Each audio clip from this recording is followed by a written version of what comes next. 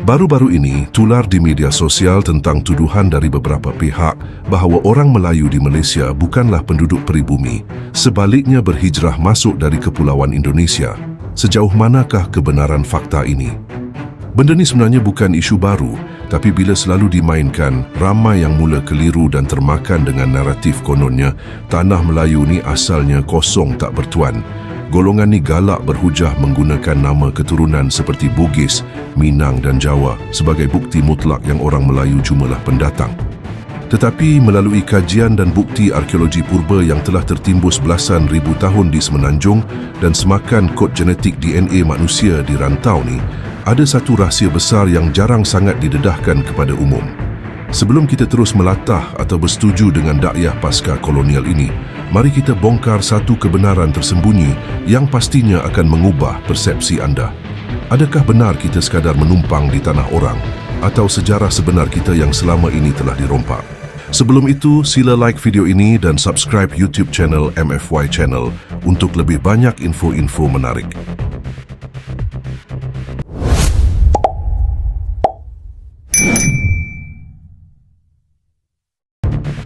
Tuduhan yang mendakwa bahawa orang Melayu di Malaysia berasal dari Indonesia adalah manipulasi sejarah yang bertujuan untuk mencabar dan menafikan hak istimewa orang Melayu sebagai bumi putera. Hakikatnya, pemisahan fizikal dan politik antara Semenanjung Tanah Melayu dan Kepulauan Indonesia adalah satu ciptaan penjajah yang agak baharu, dimeterai secara rasmi melalui Perjanjian Inggeris-Belanda pada tahun 1824. Perjanjian ini telah membelah sebuah dunia maritim yang serumpun semata-mata untuk memenuhi agenda ekonomi dan percaturan kuasa imperialis barat, tanpa menghiraukan pertalian sejarah dan darah penduduk tempatan. Sebelum campur tangan barat ini, seluruh rantau ini dikenali sebagai Alam Melayu atau Nusantara, sebuah entiti geografi dan budaya yang sangat luas serta saling berhubung tanpa batasan sempadan negara bangsa yang tegar seperti yang wujud pada hari ini. Oleh yang demikian, pergerakan dan migrasi masyarakat pada abad-abad yang lalu bukanlah satu bentuk penghijrahan dari sebuah negara asing ke negara yang lain, sebaliknya ia hanyalah mobiliti dalaman di persekitaran alam pertiwi mereka sendiri. Penduduk dari pelbagai kepulauan pada waktu itu bebas belayar dan merentas selat untuk tujuan perdagangan, membina pertempatan baharu, berdakwah atau menjalin hubungan kekeluargaan dalam lingkungan dunia persaudaraan yang sama. Kesepaduan identiti serumpun ini terus diperkukuhkan dengan perkongsian bahasa yang sama, sistem sosial, adat resam dan nilai budaya yang dikongsi bersama sejak berzaman. Memahami realiti demografi sebenar ini adalah sangat penting agar kita tidak terus terperangkap dalam lensa pecah dan perintah warisan penjajah apabila membincangkan tentang asal-usul masyarakat di rantau Nusantara. Dari sudut arkeologi, Semenanjung Tanah Melayu mempunyai bukti peninggalan manusia purba yang jauh lebih tua, sekaligus membuktikan bahawa ia bukanlah sebuah wilayah kosong yang hanya menunggu masa untuk diduduki oleh peneroka dari luar. Penemuan rangka manusia Perakman di tapak ekskavasi Lembah Lenggong yang secara saintifik dianggarkan berusia lebih 11,000 tahun menjadi bukti kukuh tentang kewujudan masyarakat prasejarah yang telah lama bermukim di Semenanjung ini. Artifak dan sisa tinggalan di kawasan tersebut mendedahkan kesinambungan hidup masyarakat awal yang mempunyai kebudayaan serta kemahiran mandiri, yang mengesahkan bahawa tapak tamadun manusia telah mula berakar umbi di tanah ini sejak zaman Paleolitik lagi.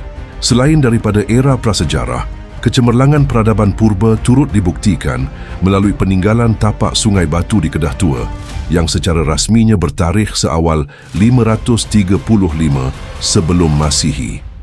Tapak monumental ini telah diiktiraf oleh Barisan Pakar Arkeologi Antarabangsa sebagai pusat ketamadunan terawal dan tertua di seluruh Asia Tenggara, mendahului banyak monumen bersejarah lain di rantau Nusantara.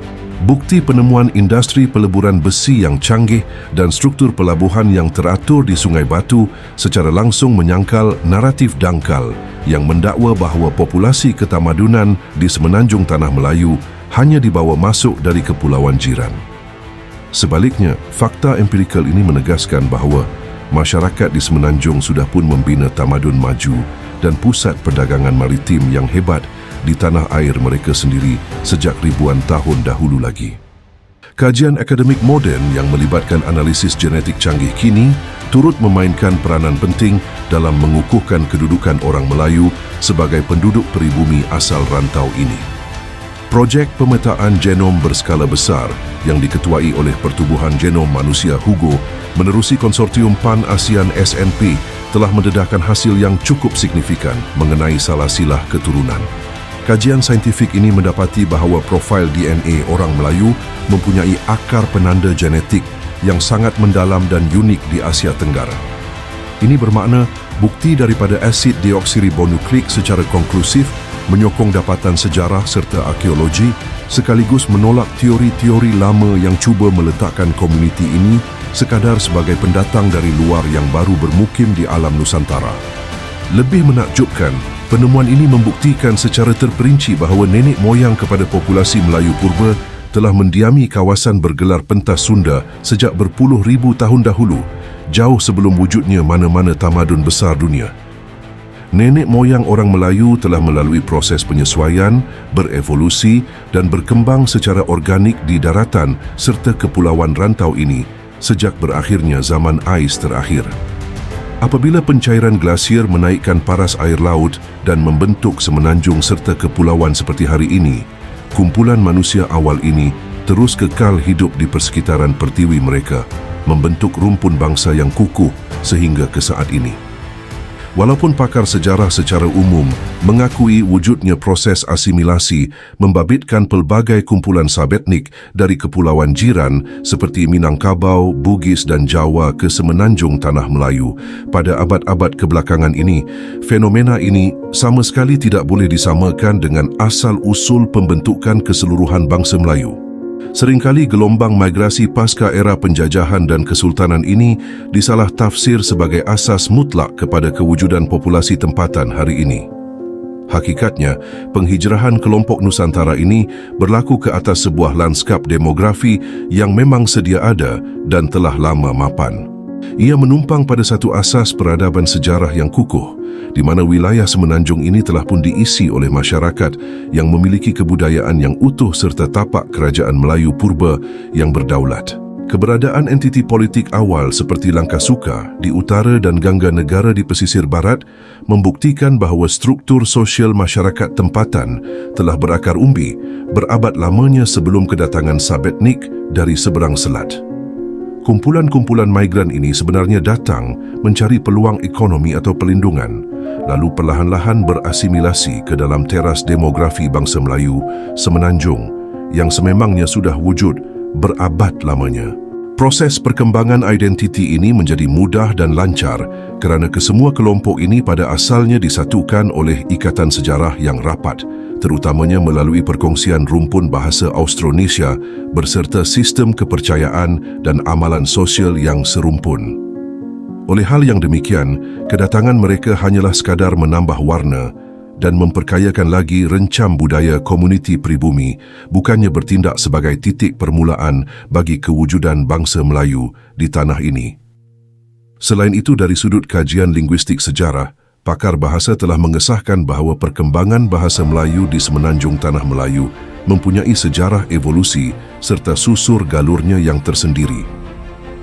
Perkembangan tata bahasa dan kosakata ini berlaku secara organik, membuktikan bahawa akar umbinya tertanam kukuh di bumi ini tanpa perlu bergantung kepada rujukan asimilasi atau pengaruh langsung dari tanah seberang.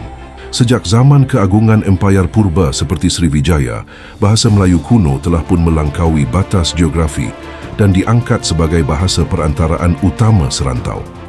Ia dituturkan secara meluas oleh pedagang, pengembara dan utusan diplomatik merentas pelbagai pelabuhan strategik di semenanjung Sumatera serta kawasan pesisir kepulauan yang lain, menegaskan lagi kedudukannya sebagai tunjang komunikasi dunia maritim yang dipelopori oleh masyarakat pribumi itu sendiri. Sebagai bukti tambahan kepada kemandirian evolusi ini, kita dapat melihat kewujudan kepelbagaian logat atau dialek tempatan yang sangat unik di semenanjung, terutamanya seperti dialek Kelantan, Terengganu dan Kedah. Kelainan dari segi struktur sebutan, lenggok bahasa dan kosakata dalam dialek-dialek ini adalah sangat ketara dan berbeza. berbanding dengan bahasa Melayu standard mahupun variasi bahasa yang digunakan di negara-negara jiran. Perbezaan dan kekayaan linguistik yang mendalam ini bukanlah sesuatu yang boleh terbentuk dalam tempoh beberapa generasi sahaja. Sebaliknya, ia menjadi manifestasi jelas yang membuktikan bahawa komuniti Melayu di Semenanjung telah lama bermastautin dan membentuk identiti sosiolinguistik mereka secara terasing, teguh dan mandiri selama berabad-abad lamanya di tanah air mereka sendiri. Kesimpulannya, dakwaan dangkal yang sering menyimpulkan bahawa orang Melayu di Malaysia semata-mata berasal dari negara jiran Indonesia merupakan satu pandangan tersasar yang terperangkap dalam kerangka sempadan pasca kolonial yang amat sempit. Pemikiran sebegini jelas membelakangkan fakta sains dan keadaan geografi era pra-penjajahan. Rentetan bukti-bukti empirikal yang konklusif daripada pelbagai disiplin akademik berskala besar merangkumi penemuan tapak bidang arkeologi, kajian pemetaan genetik biologi yang kompleks serta analisis mendalam tentang evolusi linguistik sejarah dengan sangat jelas menyokong kebenaran mutlak bahawa orang Melayu adalah peribumi asal. Mereka merupakan masyarakat yang telah lama berakar umbi secara semula jadi, beradaptasi dan membina tapak ketamadunan yang hebat di semenanjung tanah Melayu sejak beribu-ribu tahun lampau.